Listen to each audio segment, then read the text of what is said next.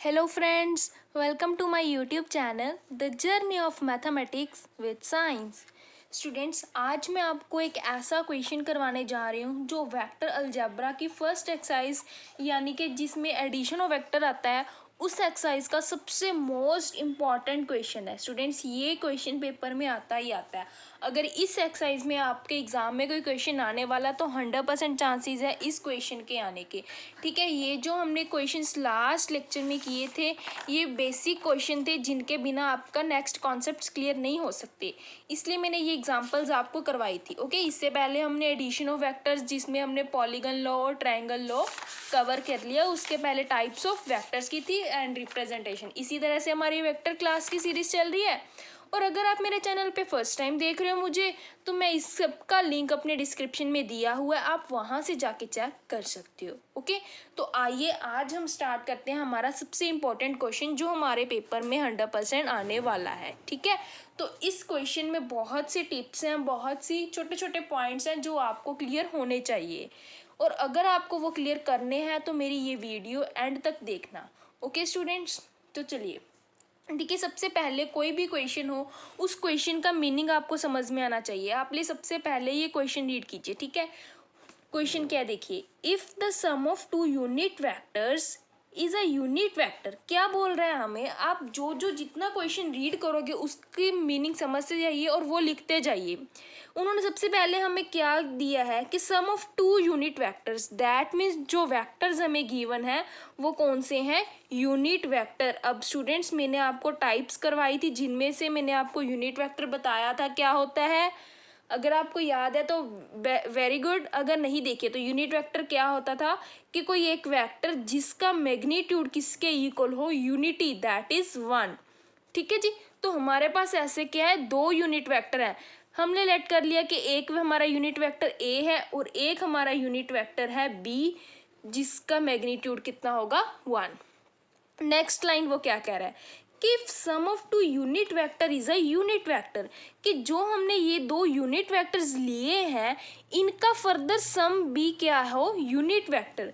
That means ये दो vectors हैं जो, ठीक है, इनका जब हम सम करें, ऐड करें, तो ये भी हमें क्या दे, एक यूनिट वेक्टर। दैट मीन्स इनका मैग्नीट्यूड भी क्या हो, 1। ठीक है, ये चीज़ क्या थी, हमें गिवन थी, जो पहले लिखी होती है लाइन, दैट मीन्स इफ के बाद, तो वो हमें गिवन होती है। उसके बाद क्या कह रहा है क्वेश्चन देखिए, show that the magnitude of their difference is √3।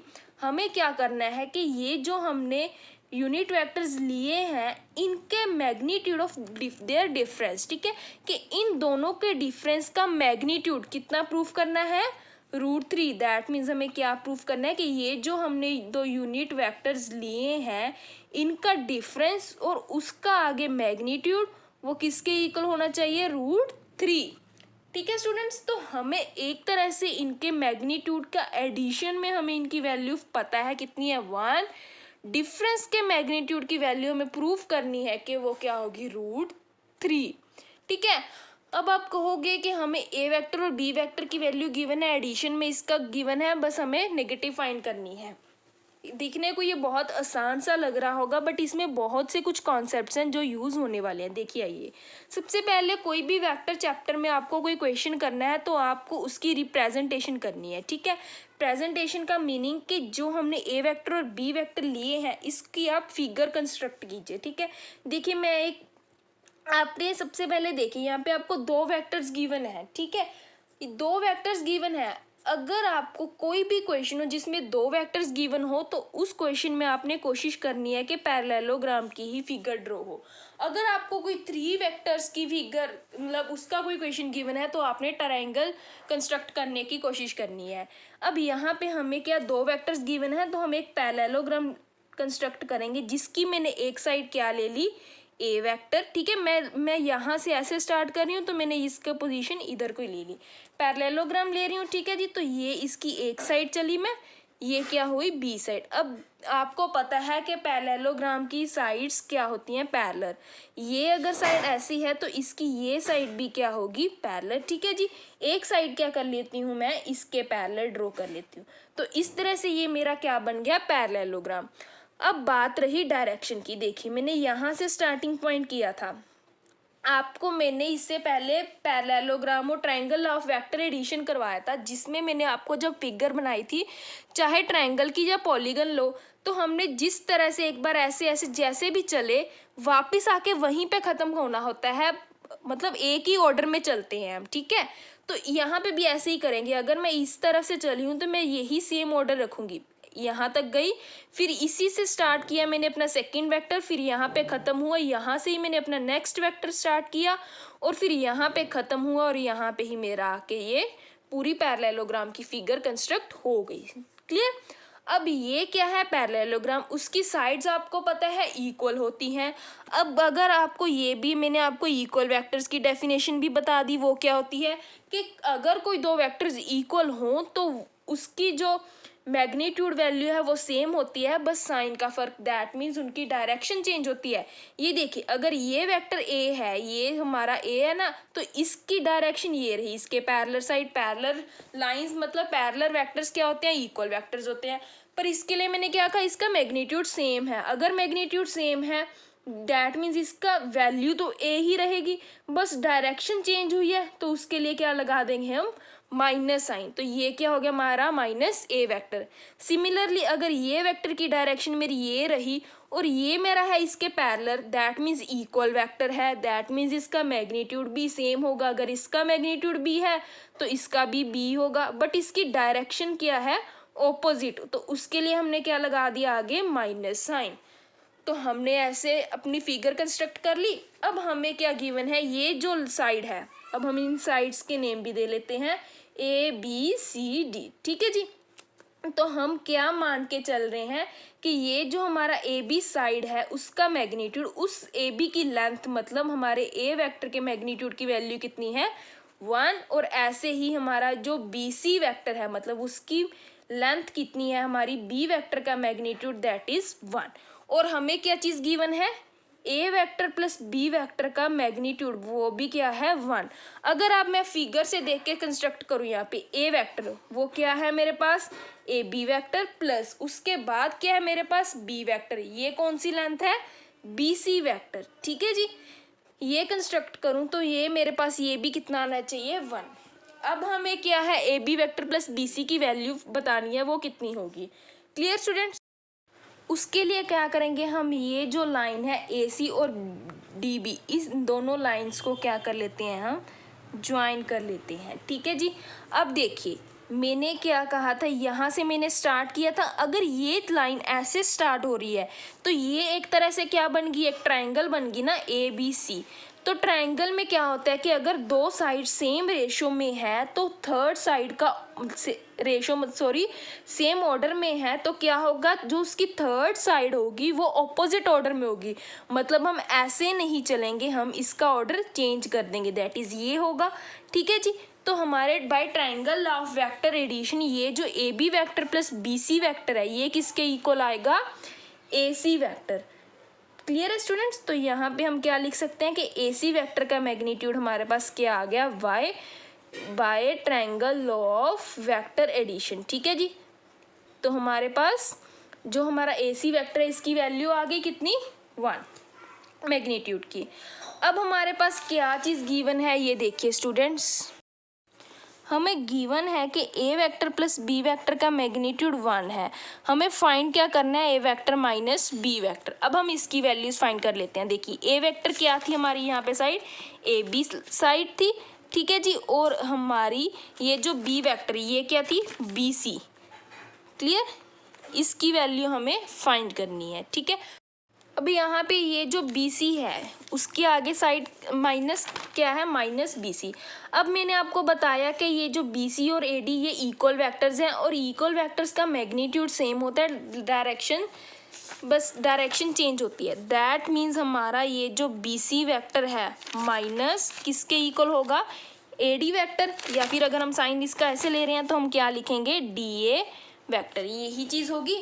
ये जो बी सी है ये देखिए ये इस डायरेक्शन में है और ये डी ए इस डायरेक्शन में है, मैग्नीट्यूड सेम है, बस साइन का फ़र्क है, दैट मीन्स डायरेक्शन चेंज है। क्यों है ये, क्योंकि ये क्या है, दोनों इक्वल वेक्टर्स, ठीक है जी। तो मैं बी सी की जगह यहाँ पे लिख सकती हूँ माइनस ऑफ डी ए, ठीक है जी। तो हमारे पास देखिए ये क्या है, A B vector minus B C vector, इसकी वैल्यू क्या आ गई मेरे पास, A B vector minus of ये क्या है माइनस डी ए वैक्टर। ठीक है, तो यहाँ पे ये जो माइनस माइनस प्लस हो जाएंगे डी ए वैक्टर, ये चीज़ आ गई। अब यहाँ पे क्या है, ठीक है जी, ये चीज़ आई। तो हमने क्या देखिए, अब डी ए की वैल्यू क्या है minus A vector minus B vector, that means ये जो हम लेके चले थे A B vector minus B C vector, ये बिल्कुल सही है। ठीक है, अब हमने वैल्यू इसकी फाइंड करनी है, वो क्या होगी वो देखिए। जैसे हमने ये A B vector plus B C vector की वैल्यू फाइंड की थी ना using triangle law of addition, तो यहीं पे भी हम करेंगे। अब आप इस ट्राइंगल में आ जाइए, ये वाली, ठीक है जी, ए बी डी, जिसमें क्या है ये देखिए आपका डी ए, आप ऐसे चल रहे हो और ए बी ऐसे गई। ठीक है जी, ये आपका सेम ऑर्डर है। अगर आपकी दो लाइंस मतलब ट्राइंगल की दो लाइन सेम ऑर्डर में हो तो उसकी थर्ड लाइन का ऑर्डर क्या होता है, डिफरेंट, मतलब ऐसे नहीं जाएंगे हम, ऐसे आएंगे। क्लियर। तो अगर हम मैं ट्राइंगल लॉ ऑफ एडिशन इसमें लगाऊं, देखिए क्या है, in triangle A D B में अगर मैं ट्राइंगल लॉ लगाऊं तो मेरे पास क्या आएगा, D A plus A B, क्या चीज़ आएगी, D A plus A B, D A vector plus A B vector is equals to ये किसकी आ जाएगा, डी बी वैक्टर। ठीक है जी, डी बी वैक्टर, ये चीज़ इसकी आ गई। अब हमारे पास यहाँ से देखिए A B vector minus B C vector का मैग्नीट्यूड ये किसके, इसके इक्वल था, तो हम यहाँ से लिख सकते हैं कि बाय वन ये जो D A vector plus A B vector यही चीज़ है ना, ठीक है ना, D A vector plus A B vector, that means हमारे A B vector minus B C vector के मैग्नीट्यूड की वैल्यू क्या आई, डी बी वैक्टर, अगर मैं बोथ साइड्स मैग्नीट्यूड ले लूँ। ठीक है जी, दैट मीन्स हमारे ये जो यहाँ से ए वैक्टर माइनस बी वैक्टर के मैग्नीट्यूड की वैल्यू क्या आ गई, डी बी वैक्टर। अब देखिए स्टूडेंट्स, हमने फाइंड ये प्रूव करना था कि ए वैक्टर माइनस बी वैक्टर का मैग्नीट्यूड √3 हो। हमने यहाँ तक तो फाइंड कर लिया कि ये जो ए वैक्टर माइनस बी वैक्टर होगा वो क्या होगी, लाइन डी बी वैक्टर। अब हमें लाइन तो पता चल गई कि ये होगी, बस हमें क्या फाइंड करना है, इसका मैग्नीट्यूड √3 प्रूव करना है। ठीक है, अब आपके पास जो वैल्यूज़ गिवन है वो 1 1 ऐसे कुछ है, 1 से √3 नहीं बन सकता।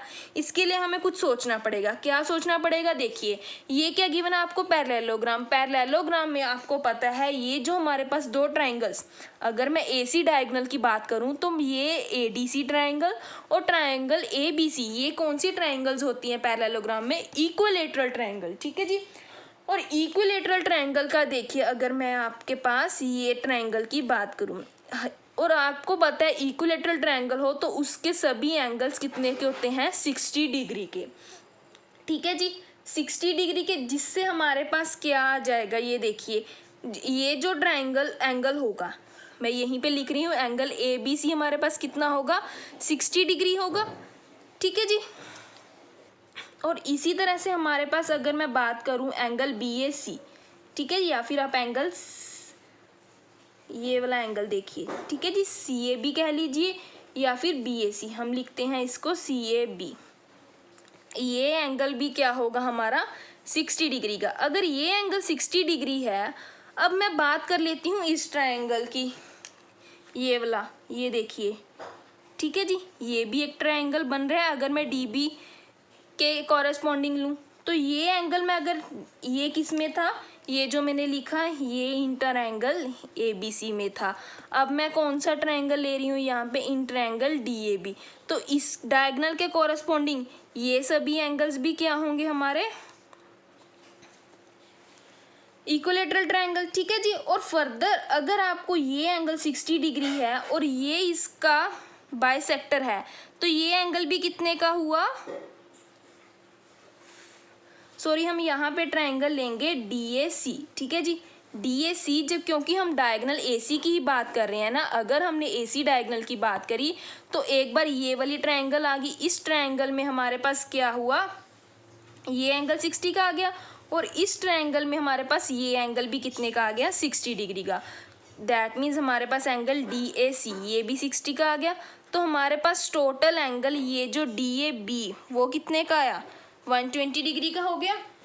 ठीक है जी, तो हमारे पास ये देखिए क्या आ गया, अगर मैं आपको यहाँ पे बात करूँ इन ट्रायंगल ABC, तो यहाँ से हमारे पास एंगल CAB कितने का आया 60 डिग्री का। और ऐसे ही अगर मैं ट्रायंगल की बात करूँ ACD, तो यहाँ पे हमारा एंगल DAC वो कितने का आया 60 डिग्री।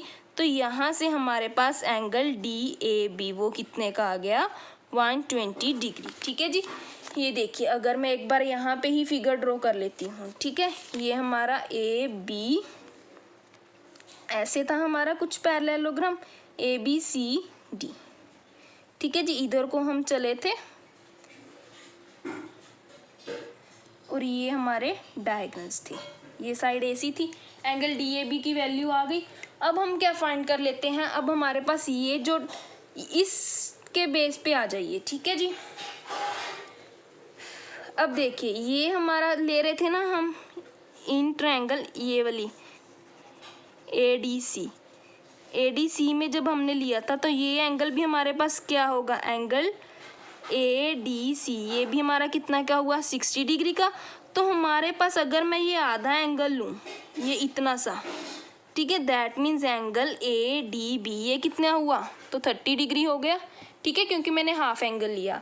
अब आप कहोगे कि आप ये एंगल्स क्यों ले रहे हो स्टूडेंट्स, मेरे पास ये दो एंगल्स आ गए। अब ये एंगल्स किस ट्रायंगल में आ रहा है, देखिए ADB ये ट्रायंगल हुई, ठीक है, और DAB ये ट्रायंगल। तो मैं क्या करूँगी, ये जो ट्रायंगल है ये देखिए मैं यहाँ पे अलग से बना देती हूँ ट्रायंगल ABD। मैंने ये साइड्स ली, ठीक है जी, क्योंकि मेरे को यहाँ पे DB साइड की वैल्यू फाइंड करनी थी ना, तो मेरे पास यहाँ पे DB साइड है, मैं फाइंड कर सकती हूँ। अब आपको पता है कि जो साइन फॉर्मूलाज आपने पढ़े हुए हैं, ठीक है, वो मैं यहाँ पे लगा सकती हूँ बाय यूजिंग साइन फॉर्मूला। क्या होगा, वो यही होती है ना कि जो साइड होती है उसके सामने वाला हम एंगल लेते हैं, ये साइड उसके सामने वाला एंगल, ये कौन सा है, साइन ऑफ एंगल DAB।